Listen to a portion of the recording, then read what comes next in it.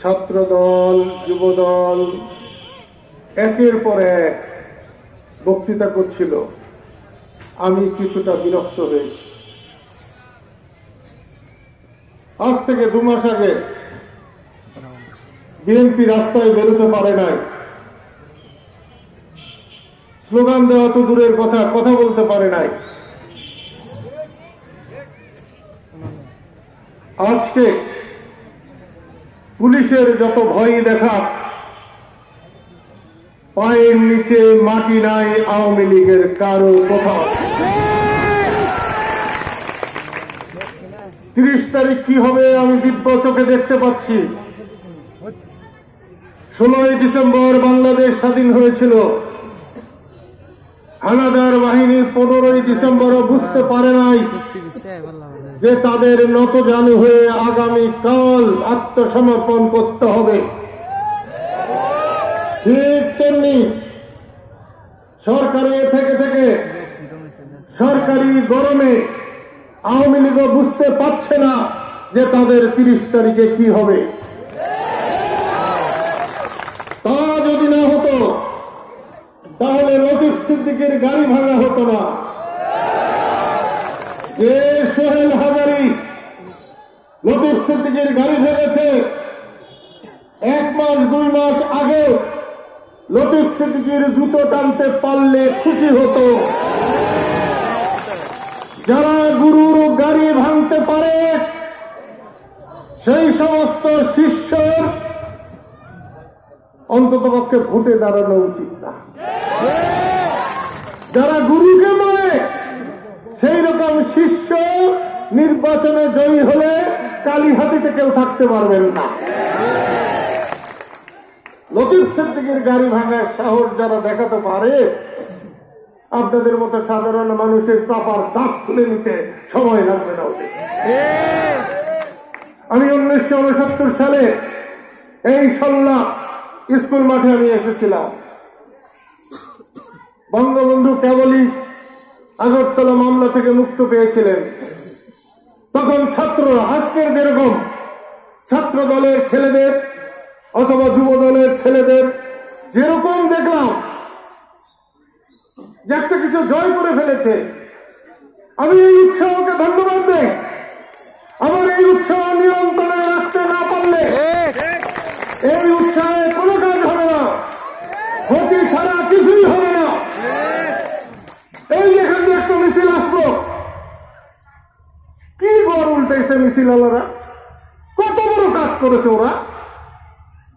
এখানে লোকগুলো বসেছিল, লাফাতে লাফাতে এসে লোকগুলোকে উঠিয়ে কোথায় তাড়িয়ে দিয়ে তারা এখান দিয়ে চলে গেল। এটা কি ভালো কাজ? এটা কি ভালো হয়েছে? মোটেই ভালো হয় নাই। যত বড় মিছিল হোক না কেন, মিছিল একটা শৃঙ্খলা থাকবে, তোর মধ্যে একটা শালীনতা থাকবে। যদি মিছিলটা এসে ওইখানে থেমে যেত, আস্তে আস্তে সুন্দর হয়ে বসতো, তাহলে সে মিছিল যে পরিমাণ ধন্যবাদ পাওয়ার যোগ্য, সেই মিছিল যেভাবে মানুষের মন জয় করতে পারত, এত লাফালাফি করে মানুষের মন জয় করতে পারবে না। আমি বহু বীর দেখেছি, আজকেরই মতো 71 সালে যুদ্ধের সময় আমি বীরদের দেখেছি। আমার হাতে পায়ে গুলি লেগেছিল, আমি মাত্র 15 দিন ছিলাম না, বহুত বীরেরা পালিয়ে গেছিল, কোথায় তার কোন সীমানা ছিল না। পাকিস্তান হানাদার অত্যাচারী ছিল, কিছু কিছু বীরেরাও এক বাড়িতে একজন যদি খাইতো আরেক কোম্পানি দেয়া তার বাড়িতেই উঠতো, যদি খাসি দিয়া খাওয়াইতো তাহলে গরু চাইতো। আর আমার সাথে তারা ডাইল ভাত ভর্তা ভাত খেয়ে খুশি থাকতো। মানুষকে যে জুলুম করে তার নাম যাই হোক না কেন, হাজিও হইতে পারে, পাজিও হইতে পারে, কিন্তু যে জুলুম করে সে হলো জুলুমবাজ। আমি মুক্তিযুদ্ধ করেছি, দেশকে স্বাধীন করেছি, বঙ্গবন্ধুর হত্যার প্রতিবাদ করে আমি 16 বছর নির্বাসনে কাটিয়েছি। চোখে দেখে আজও আমি একটা পিঁপড়াকে মারতে চাই না। আমি জানি আমার একটা পিঁপড়ার জীবন দেওয়ার মুরাদ নাই। যার মুরাদ নাই আমি তাকে মারতে পারি না। আমি এক অর্থে ছাত্রদের এই উৎসাহ, যুবকদের এই উৎসাহ দেখে খুশি হয়েছি। আবার এখানে শৃঙ্খলার অভাবে আমি মর্মাহত হই। যদি কামাল হোসেন বেরিয়ে না আসতেন, আমরা যদি ঝাঁপিয়ে না পড়তাম, তাহলে 2014 সালের মতো এবারও হাসিনা বিনা ভোটে প্রধানমন্ত্রী হতেন। তাকে ফিরাবার মুরাদ বিএনপির ছিল না। কেন? বিএনপির শক্তি আছে, বিএনপির সমর্থন আছে, বিএনপির শৃঙ্খলার একটু অভাব আছে, নেতৃত্ব এবং কর্তৃত্বের একটু অভাব আছে। সবাই নেতা, এতগুলো মানুষের এনে বক্তৃতা করতে হবে কেন? যদি আমরা জিততে পারি, যদি হাসিনাকে সরাতে পারি, এর চেয়ে 100 গুণ বেশি বক্তৃতা করাবার সুযোগ আসবে। সেই সুযোগের কথা চিন্তা না করে আজকেই সমস্ত কিছু করতে হবে, এটা তো ভালো কথা না? 69 সালের মিটিংও দেখেছিলাম, আমরা রাত দিন পরিশ্রম করে ইয়াহিয়া খানকে পরাজিত করেছি, আইয়ুব খানকে পরাজিত করেছিলাম। সল্লায় মিটিং শুনে আমরা এলেঙ্গাবন্ধ গাড়িতে আসলাম, সেখান থেকে মগরার ভিতর দিয়ে পায়ে হেঁটে এখানে আসলাম। মিটিং কেবল শুরু হইতেছে, আমরা মাঠের মধ্যে বসছি। মাশাআল্লাহ, একটার পর একটা ছাত্র বক্তৃতা করতেছে। কি হইল? মহেশের চেয়ারম্যানের বাড়ি পুড়তে হবে। মহেশের চেয়ারম্যান আওয়ামী লীগ করত, চালাক মানুষ। যেই মিটিং ডাকছে ছাত্ররা, সেই টাঙ্গাইলে গিয়া আমাদের নেতাদের দাওয়াত করেছে, আমার বাড়িতে খাবেন। গরু জবাব করে মহেশের চেয়ারম্যান আমাদের সব নেতারে খাওয়াই। মাঠে হইল ছাত্ররা হইল চেয়ারম্যানের বিরুদ্ধে, আর আমাদের নেতারা চেয়ারম্যানের বাড়ি খাইছে। হায় রে বিপদ, কারো বক্তৃতা কেউ শোনে না। আমাদের দুদুভাইয়া ছিল গুয়াপুরের চেয়ারম্যান, উনি একসময় খারিয়া কইল, এই যে এরকম করতেছে, নিশ্চয়ই এখানকার চেয়ারম্যান শালা নিশ্চয়ই খারাপ। একবার এই নিশ্চয়ই খারাপ বললেই মানুষ ঠান্ডা হয়ে গেল। তখন বললেন, দেখেন এখানে মহেশের চেয়ারম্যানও চেয়ারম্যান, আমিও চেয়ারম্যান। মহেশের চেয়ারম্যানের বাড়ি ঘুরতে চান আর আমি বক্তৃতা দেওয়া বেড়াই। মানুষ আরো ঠান্ডা হয়ে গেল। তারপরে বলল, দেখেন এক গ্রামে একটা তো অসুখ করছিল একটা মানুষ, তার আর রোগ সারে না। অনেক দূর থেকে একটা বদ্যি দেখে আনছে, বদ্যি এসে দেখছে, দেখা তার ওষুধ দিচ্ছে, প্রত্যেক দিচ্ছে, দাওয়াই দিছে। তখন যখন বদ্যি যায় গিয়া তারে বলছে, বদ্যি মশাই আপনি তো আমার ওষুধ দিলেন, পথ্যি দিলেন না। ফিরে এসে বলছে, হ্যাঁ ও ভুল হয়ে গেছে, আপনার তো পথ্যি দেওয়া হয় নাই। আপনার পথ্যি, আপনি আতপ চাইল খাইতে পারবেন না, গুরুপাক সিদ্ধ চাইল খাইতে পারবেন না, আপনি চিত হয়ে শুইতে পারবেন না, উপর হইতে পারবেন না, টাইট হইতে পারবেন না, উঠতে পারবেন না, বসতে পারবেন না। তখন সে বলছে, আমি তাহলে কি বা করবো? সাবধান, ওইটাই সব থেকে বড় ওষুধ, আপনি কি বাও করবার পারবেন না। যত চেয়ারম্যান কইল যে চেয়ারম্যানকে এখন অবস্থা হইল কি বাউ করবার জো নাই। মহেশের চেয়ারম্যান পাইসা গেল। তার ফলে হামিদ, বহুদিন পরে আমি আজকে লজ্জা পেয়েছি। হামিদ আমার ছোট ভাই, কত দেখছি, কত কথা হয়েছে। হামিদের ছোটটা সালু, আমার ছোট বোনের ছোট বোন, 2 নম্বর বোন, সুষমার সঙ্গে লেখাপড়া করতো। কি যে মানুষ, নিজের বোনও অত বেশি জোর নাই। আমি আজ করে চিনতেই পারি নাই। আমার কাছে খুব লজ্জা লাগছে। আব্দুল হাই চেয়ারম্যান হয়ে বসে আছে, আজকের সভার সভাপতি। জীবন শুরু করেছিলাম আমরা একসঙ্গে। আব্দুল হাই যখন কাকবাড়ি কলেজের ভিপি, সেই সময় থেকে শুরু করেছিলাম। মুক্তিযুদ্ধ করেছি একসঙ্গে, আজকেও রাজনীতি করি একসঙ্গে। সেই জন্য আপনাদের বলতে এসেছি মানুষ গোলাম হবে এজন্য যুদ্ধ করি নাই। বাংলাদেশের মানুষ স্বাধীন থাকবে, স্বাধীনতার জন্য লড়াই করে বাংলাদেশকে স্বাধীন করে। শেখ হাসিনা বড় বড় কথা বলে। আমি হাদিসে পড়েছিলাম, আলেমের ঘরে জালেম হয়। বঙ্গবন্ধুর ঘরে এটা যে কি হয়েছে আল্লাহ জানে। আমার থেকে 4 মাসের ছোট, তাও তারে আমি মায়ের মতো ভালোবাসি, কিন্তু আল্লাহ যে তারে জিব্বাটা দিছে কোরআনের দায়ের চেয়ে বেশি। তা একটা মানুষকেও সে সম্মান করতে জানে না, সম্মান করে কথা বলতে পারে না। আমি চাই না যে শেখ হাসিনাকে কেউ গালাগালি করুক, কিন্তু তিনি যে গালাগালি করেন সেটা ফিরাই কি করে? সেই জন্য বলছি 30 তারিখের পরে হাসিনার গালাগালি বাংলাদেশে কেউ শুনবে না। আমি যেখানেই গেছি, সিলেটে গেছি, কুমিল্লায় গেছি, রাজশাহীতে গেছি, যেখানেই গেছি, লক্ষ মানুষ হাসিনাকে চায় না, চায় না, চায় না। 30 তারিখের ভোট শুধু এই লিয়াকতকে এমপি বানানোর ভোট না। 30 তারিখের ভোট বাংলাদেশের মানুষের মালিকানা হারিয়ে গেছে, সেই মালিকানা প্রতিষ্ঠা করার ভোট। ভোটারের ভোটের দরকার পড়ে না, ভোট ছাড়াই ওনারা এমপি হন, মন্ত্রী হন। শেখ হাসিনা গত 14 সালের নির্বাচন ছাড়া তারা এই নেতাগুতা হয়ে যাওয়ার পরে বলছিল এটা হলো সংবিধান রক্ষার নির্বাচন, আমরা 3-4 মাসের মধ্যে সবাই বসে আমরা একটা নির্বাচন করব। কথা রাখে নাই। ধীরে ধীরে হাসিনার মনে হয়েছিল হাসিনা যেন দেশের মালিক। হাসিনা দেশের মালিক না, দেশের মালিক এই জনগণ। আর জনগণ যে দেশের মালিক সেটা প্রমাণ করব ধানের শীষে ভোট দিয়ে। আমি শুনলাম লিয়াকত আমার সঙ্গে গাড়িতে ছিল কিছুক্ষণ, আপনারা নাকি ভয় পেয়ে গেছেন। পুরুষ মানুষের তো ভয় পাওয়ার কথা না। আমরা যদি ভয় পাইতাম তাহলে আজও তো আমরা পাকিস্তানের দাস থাকতাম। আপনারা যদি ভয় পান তাহলে তো হাসিনার জুলুমের মধ্যে থাকতেই হবে, থাকতেই হবে, থাকতেই হবে। সেটা চান না সেখান থেকে মুক্তি চান?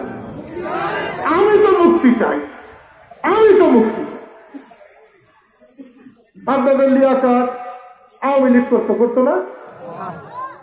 কতদিন আওয়ামী লীগ করেছে? আওয়ামী লীগ যে একটা প্রতারকের দল, খালি মিথ্যা কথা বলে, খালি ফাঁকি দেয়, খালি ফাঁকি দেয়।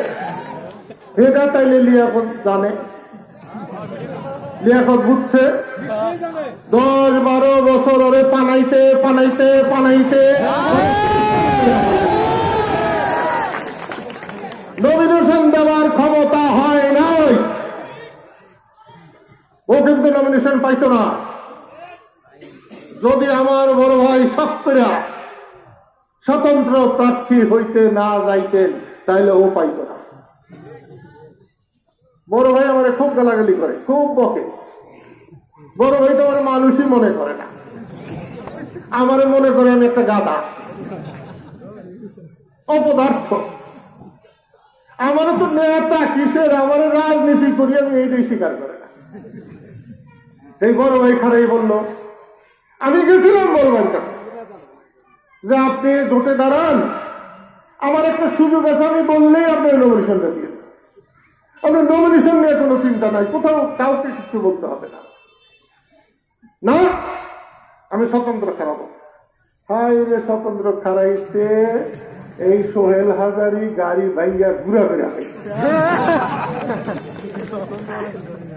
এখন আমি বড় ভাইয়ের বিরুদ্ধে কি করে দাঁড়াই? আমার ছোট ভাই আজাদ সিদ্দিকী মনোনয়ন পত্র দাখিল করে রাড়া করতেছে। আমি বললাম, ভাই গো, বড় ভাইয়ের সাথে ছোট ভাইরে আমি মেজো ভাই দিতে পারবো না। এই জন্য কিন্তু সে মনোনয়ন পেয়েছে। আমি তাকে যে কয়দিন কাছে দেখেছি, আমার কাছে মনে হয়েছে আমি কোনো ভুল করি নাই, উপযুক্ত মানুষকেই আমি মনোনয়ন দিতে পেরেছি। আমার কাছে এটাও মনে হয়েছে। আমি যখন ভারতে ছিলাম তখন হামিদ পারমাণিক এখানে উপজেলা চেয়ারম্যান ছিল। এরপরে এই পশ্চিম অঞ্চলে কেউ কোনো পদ পায় নাই, শুধু পশ্চিমের লোকেরা ভোট দিব। এই ডাকবাড়ির মরিচা তো যদি ফার্স্ট হয় এবং অনেক ভোট পাইয়া ফার্স্ট হয়, আপনারা লজ্জা পাবেন না? লজ্জা পাবেন না? আমি কিন্তু মরিচা বললাম এর থানা পূবের একেবারে শেষ মাথা, নাগবাড়ি ইউনিয়নের শেষ মাথা, কালীহাতি না, গোয়ালবাড়ি না, উত্তরে এবং পূবে হইল মরিচা, হইল শেষ মাথা। যদি বল্লাতে যদি আপনাদের সাথে বেশি ভোট পায় তাহলে লজ্জা হবে না? কালকে তো আমি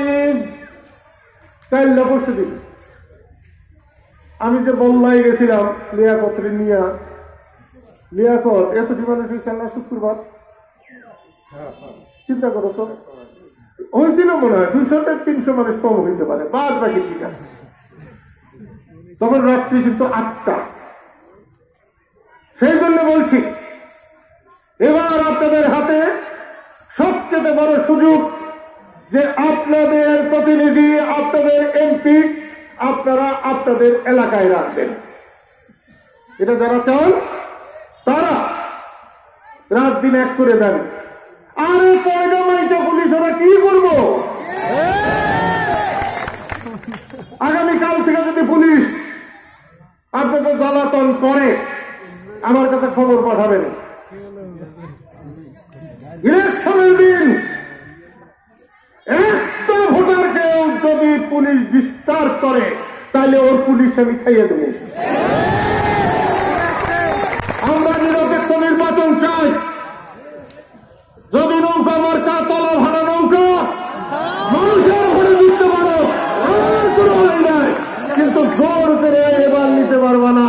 বারবার ঘুঘু তুমি খেয়ে যাবে ধান, এবার ঘুঘু তোমার গতিগত নয়। সেই জন্য বলছি মানুষের সাথে আল্লাহ থাকে, ওদের সাথে মানুষ নয়, ওদের সাথে যত সব শয়তান রয়েছে। মানুষের সাথে দানবের লড়াই, দানব আর মানবের লড়াইয়ে চিরকাল মানবের জয় হয়েছে, এবারও জয় হবে। প্রিয় বন্ধুরা, সাহস এটা নিজেকে অর্জন করতে হয়। বড় বড় নেতারা মুক্তিযুদ্ধের সময় পালিয়ে গিয়েছিল। আমি ছোট্ট একটা মানুষ, 25 বছর বয়স ছিল, পালাই নাই। পাকিস্তানিরা আমাদের পরাজিত করতে পারে নাই। এই শেখ হাসিনার মাইটা পুলিশ অথবা এই যে কর্মীরা, ওরা আমাদের হারাতে পারবে না। এবারের ভোট লিয়াকতকে না, লিয়াকত একটা প্রতীক। এবারের ভোট খালেদা জিয়া। আমি মনে করি 300 আসনের প্রার্থী হচ্ছে খালেদা জিয়া।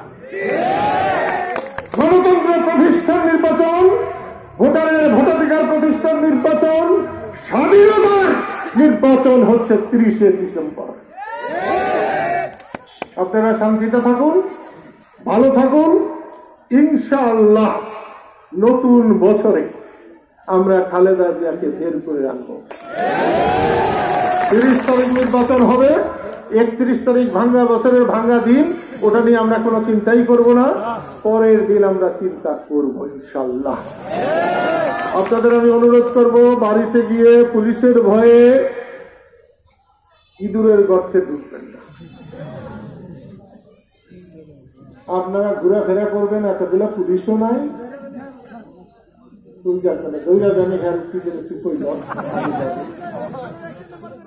আপনি ধরে রাখবেন।